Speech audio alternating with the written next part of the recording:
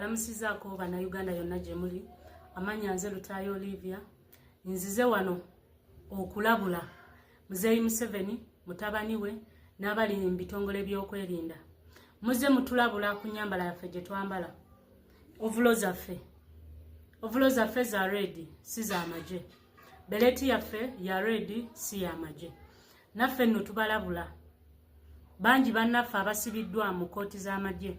Ekitulaga nti naffe tuli bannamagye nga mmwe.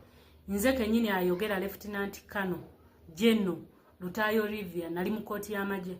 Atiko ze navunaanibwamu zaali z'abannamagye.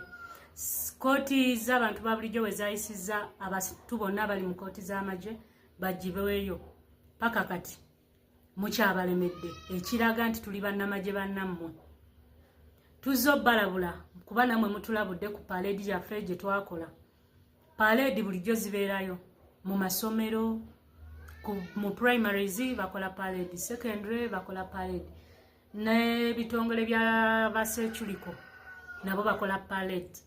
Bonga temubagambako. Paleedi gye twakoze twadde twambadde ekyambalo kya red, tetwabadde mu kyamagye. So naffe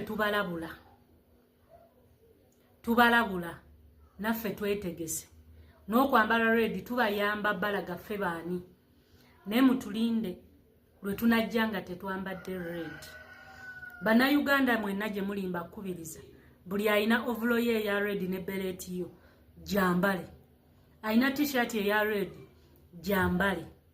Mutulinde bwe tunayambala civilian temujja twagala. Tujja balumba kimafiya.